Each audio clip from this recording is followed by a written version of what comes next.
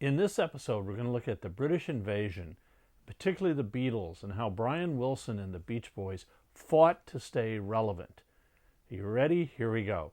Let's drop the needle. Now, it's worth noting that Capitol Records had the Beach Boys, but they also had the Beatles in the U.S.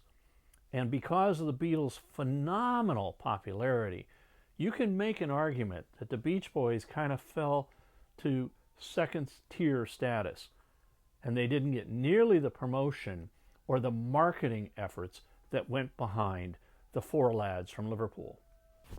In March of 1964, just weeks after the Beatles had captured America by doing 3 weeks of the Ed Sullivan shows, Capitol releases a Beach Boys album called Shut Down Volume 2. Now, look at this cover. Do these guys look hip?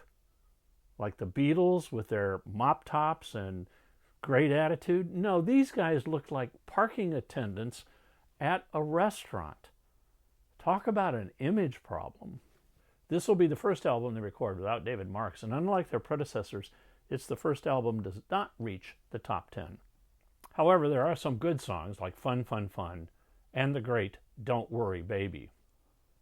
But Brian really didn't like the album, and he was feeling constrained about writing songs about surfing and hot rods, and he wanted to move the Beach Boys way beyond that.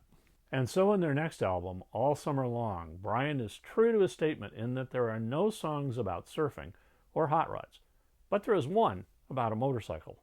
I like the hit, I Get Around, the title track, and Little Honda, which actually inspired me to buy a Honda motorcycle. Yeah, my first means of transportation. As soon as I got my driver's license, I got this Honda motorcycle.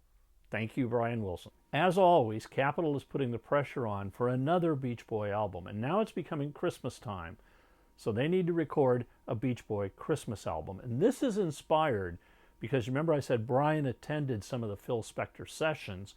Well, some of those sessions were where Phil was making an album called A Christmas Gift for You from Philly's Records, which is a great record, and you should definitely check it out too. On the Beach Boys Christmas album, I like Little Saint Nick, The Man with All the Toys, Merry Christmas Baby, and Old Lang Syne.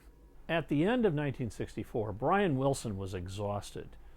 He'd been writing all of the band's hit songs. He'd been arranging them in the studio, producing them, recording them with the band, and then touring and performing live with the band. And on December 23rd, on a flight from LA to somewhere in Texas, Brian suffers a nervous breakdown and says, I can't do this anymore. I can't appear on stage with you guys.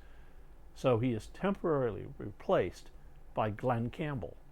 For their next album in 1965, The Beach Boys Today, Brian pushes the band even further. And it is during the recording of this album that he formally announces to the band he is done with touring. He's going to do what he does best, which is write songs, arrange and produce them in the studio. The band can go on tour without him. As the band did continue to tour, Brian decides to use studio musicians like Phil Spector had done, and they were called the Wrecking Crew. And Brian used them over the years to record tracks while the actual band of the Beach Boys was out on the road. Then the band would come back, Brian would play for them what he had done, and they would sing over that, overdub over it, and sometimes record instruments over it as well. But Brian was determined to use the studio and the best musicians available to make his dream, the songs he was hearing in his head, come to life. On this album, I like Do You Want to Dance, When I Grow Up to Be a Man, and Help Me Rhonda, which became the soundtrack for my teenage life for a month or so when I had a girlfriend that was actually called Rhonda. But Capitol wanted more hits, so they demanded from Brian that the next album had to have hits on it. So that next album comes out in July of 1965, and it's called Summer Days and Summer Nights. And it's the first album to feature Bruce Johnston who has now become Brian's onstage replacement, playing bass and singing. But here's an interesting thing. Look at the cover photo. It only shows 4 members of the band. The 3 brothers, Brian, Carl, and Dennis, and the cousin Mike Love. Al Jardine was sick the day that they shot the cover, and Bruce Johnson was prohibited from being on the cover because he was already signed to a different record label. Another difference in the way that Capitol treated the Beach Boys and the Beatles is, could you imagine a Beatles album that did not contain a picture of all 4 of them? Desperate for hits, the album includes Help Me Rhonda, yeah, Capitol's thing again of, if it was a hit, we'll put it out again, and California Girls. But I also like Let Him Run Wild and I'm Bugged at My Old Man. In the year 1965, the Beach Boys released 3 albums, and their 3rd one was going to come out at Christmas. And so Capitol wanted another Christmas album. But Brian said, hey, we already did that. So then they talked about, well, what else could they do? Maybe a live album. But then they hit on the idea about, let's do a party album. And so the concept was they would play acoustic instruments. They'd sit around the studio and pretend that they were at a party. And in fact, then they overdubbed later conversations with their friends and family and laughter to make it sound like it was an actual party being recorded. It's obvious at this point the influence that the Beatles are having on the Beach Boys. The album contains a lot of covers, including 3 songs of the Beatles, I Should Have Known Better, Tell Me Why, and You've Got to Hide Your Love Away. Then there's Bob Dylan's The Times They Are A-Changing, and Barbara Ann, Bob, Barbara Ann, which of course became a huge hit.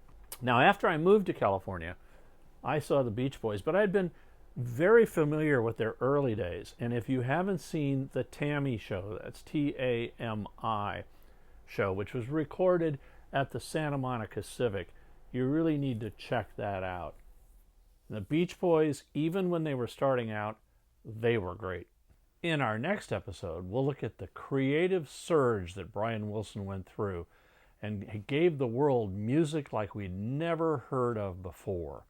Now, as usual, I've created a Spotify playlist which has got songs that I talked about in this episode, so you can check that out. In the meantime, if you've enjoyed what's happening to the Beach Boys, tune in again for the next episode. Thanks for watching, and keep a rockin'. If you liked this episode, hit the like button, and you can also leave me a comment down below, and I'll respond to you. If you subscribe, we'll let you know when future episodes come out.